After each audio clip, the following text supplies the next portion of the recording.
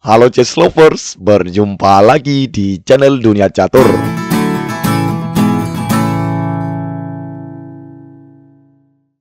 Pada video kali ini, kita akan melanjutkan turnamen catur dunia antara Grandmaster Magnus Carlsen versus Grandmaster Ian Nepomniachtchi.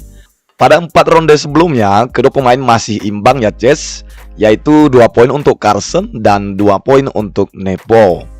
Hal ini menunjukkan pertandingan catur dunia kali ini begitu sengit, di mana kedua pemain saling memberikan langkah-langkah terbaiknya.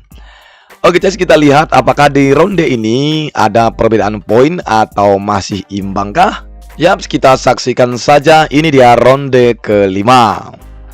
Baik, pada video kali ini saya mencoba menggunakan tampilan 2 dimensi ya teman-teman.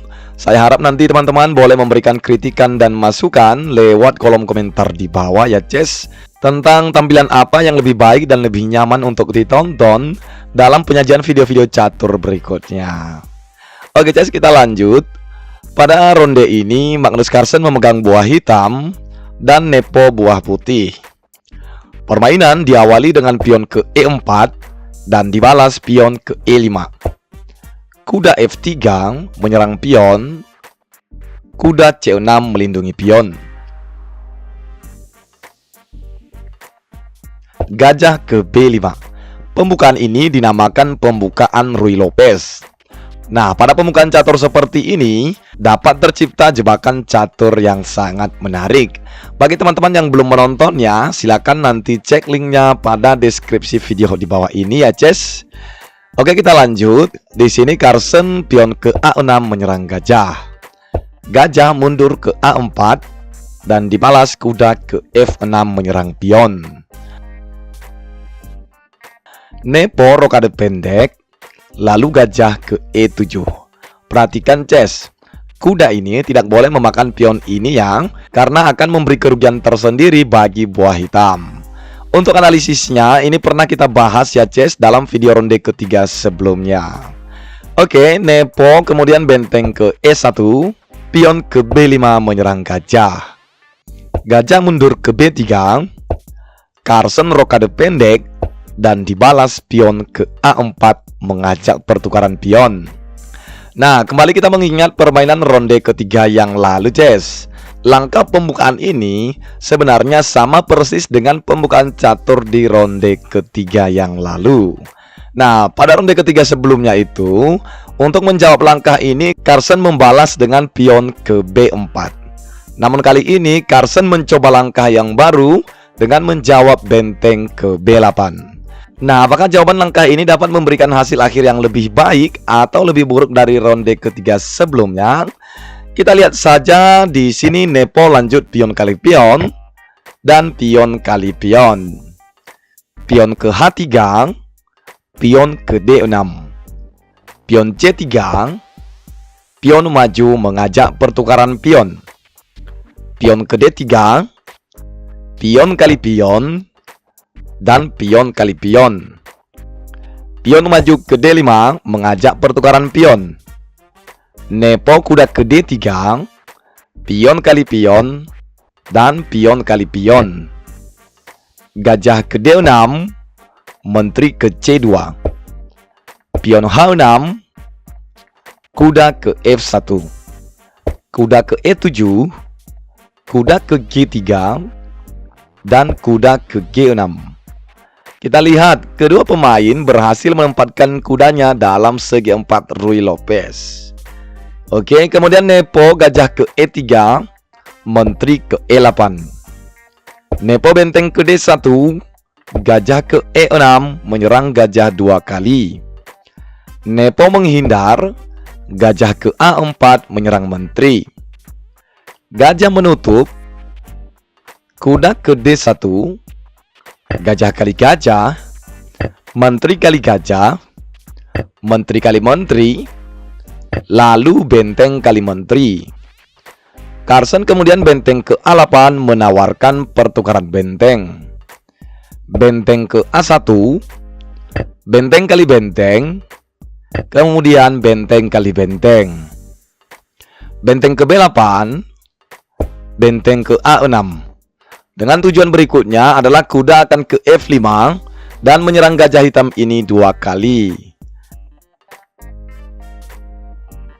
Lalu Carson menjawab kuda mundur ke E8, menambah perlindungan gajahnya. Raja ke F1, kuda ke F8. Kuda ke F5, menyerang gajah 2 kali. Kuda ke E6, kuda ke C4, menyerang gajah 3 kali. Carson benteng ke D7, menambah perlindungan gajahnya. Pion ke F3, pion ke F6 untuk membuka jalan keluar rajanya. Pion ke G4, raja ke F7. Pion ke H4, gajah mundur ke E8. Raja ke E2, kuda ke D6. Nah, di sini terjadi pertukaran posisi perwira gajah dengan kuda, dengan tujuan untuk mengurangi tekanan serangan dari buah putih.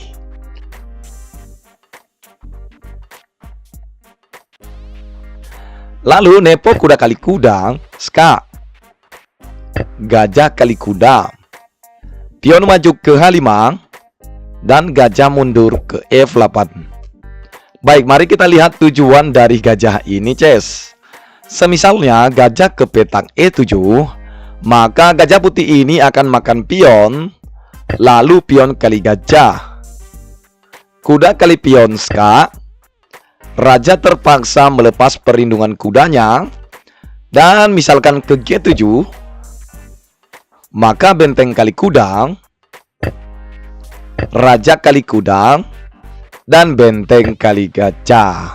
Dan di posisi ini jelas putih jauh lebih unggul ya, Ces, karena keberadaan pion-pionnya sangat kokoh dan bahkan siap untuk promosi menteri.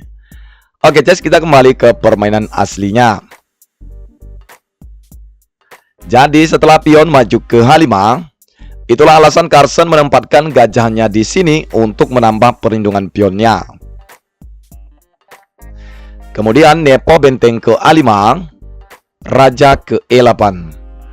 Benteng ke D8, mengajak pertukaran benteng. Carson menolak dan benteng ke A8. Kemudian benteng ke D1, benteng ke A2 ska. Benteng melindungi dan benteng ke A1. Lalu melihat karena posisi kedua pemain yang saling bertahan, nepo menjawab benteng ke D1, mengadu benteng. Carson kemudian benteng ke A2 ska. Lagi-lagi benteng menutup. Di sini sudah jelas terlihat bahwa permainan kali ini akan berakhir seri ya, Ces, karena Carson kemudian benteng ke A1, benteng ke D1, benteng ke A2 ska, benteng menutup, dan akhirnya permainan pun berakhir draw. Oke, Ces, sampai di sini saja ulasan ronde kelimanya ya, Ces. Perolehan skor sementara untuk kedua pemain masih imbang, yakni 2,5 poin untuk Carson dan 2,5 poin untuk Ian Nepomniachtchi. Terima kasih sudah menonton ya, Ces. Saksikan terus videonya sampai ronde final. Sampai jumpa di video-video berikutnya. Salam Gens Unasumus.